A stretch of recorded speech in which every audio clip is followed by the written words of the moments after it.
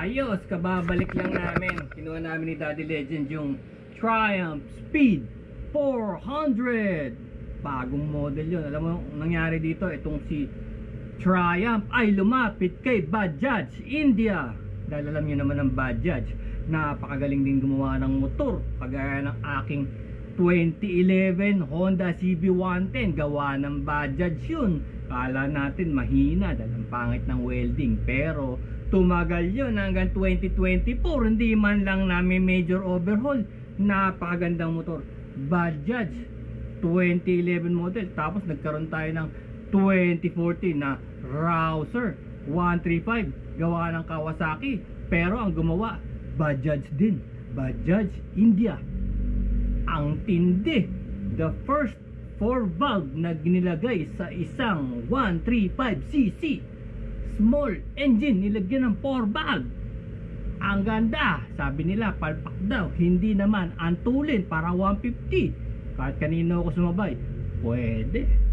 Ngayon meron tayong Kawasaki Rouser 200 NS, gawa rin ng Bajaj India. Isipin nyo yun, ang tindi.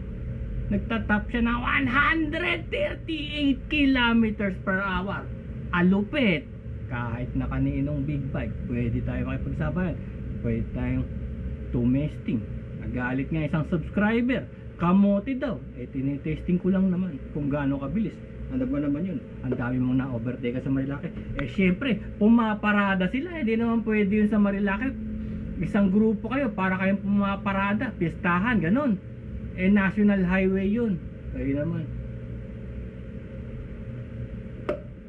Tsaka minsan, pag nanonood kayo sa video, akala nyo, ganun kadelikado. Hindi naman.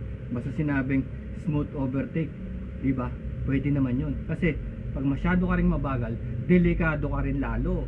O overtakean ka ng kung sino-sinong tunay na kamote. Kasi pag umovertake sila, sinasadya nilang pinahan ka dahil unang-una baka may camera ka nga. Alam mo naman sila, gusto magpapansin.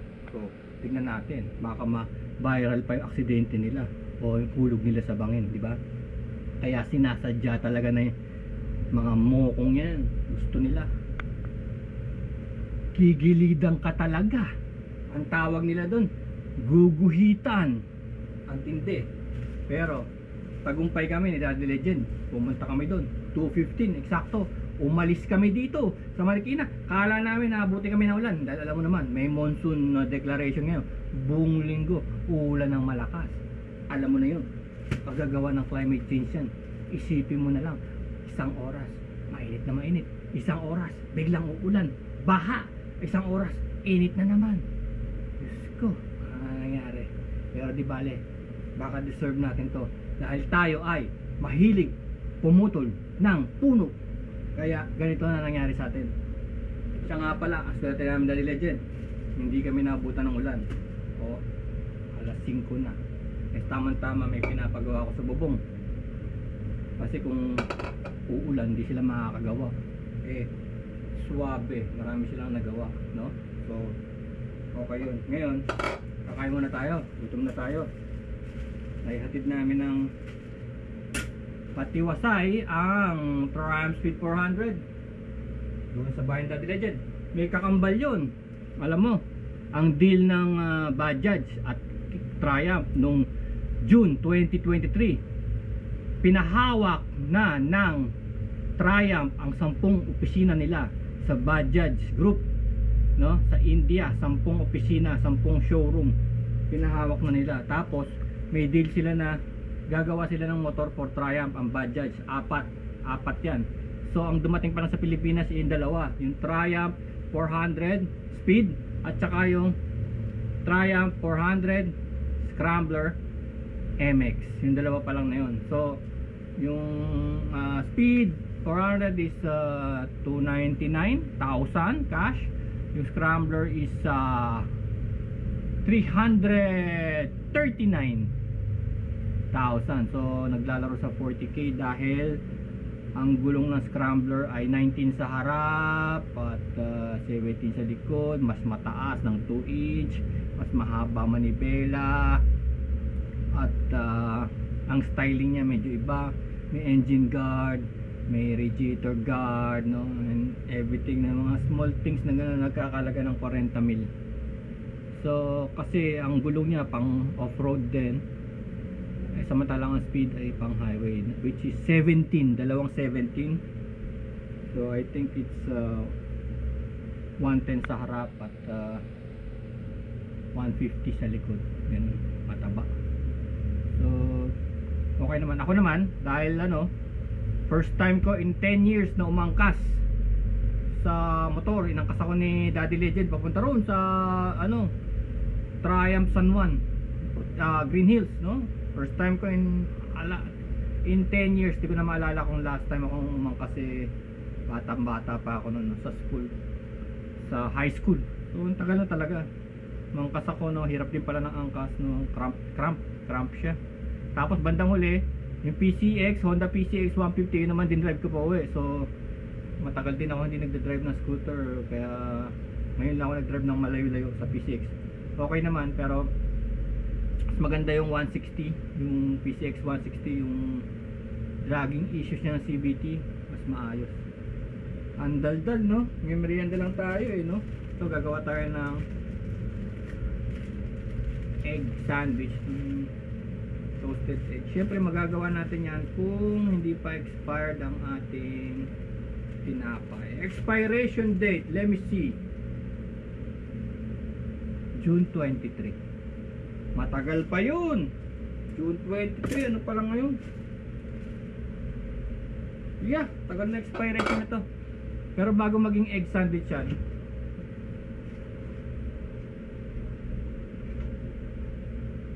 kailangan natin ng egg.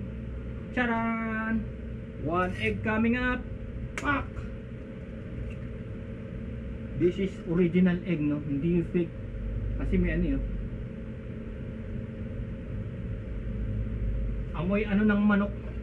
So, scramble it. Okay.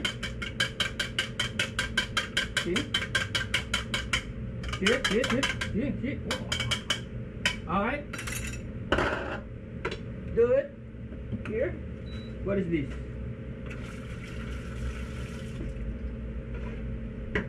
Okay, let's fire it up. Kailangan lang naman natin makakain niya. Fire it up. Okay. So yan, nag-i-heat na. Donkey rin, see? Donkey rin, baby. See? Donkey rin. Wala na asin-asin. Pwede na yan. Look. Oh, see? Oh. Put it in. Shoo! Donkey rin. See? 1 egg, baby. Choo! See? Easy, baby. Easy. See? See?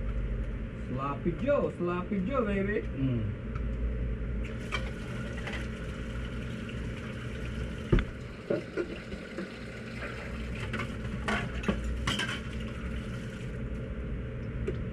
Okay, plastic spatula. You know why? This is pan. Kailangan hindi ma-scratch.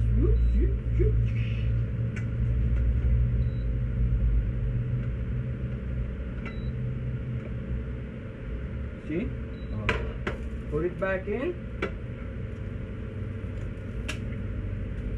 Charan! Put some sugar. Ping.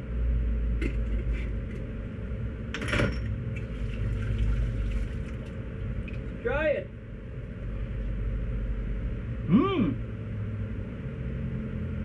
Sarap.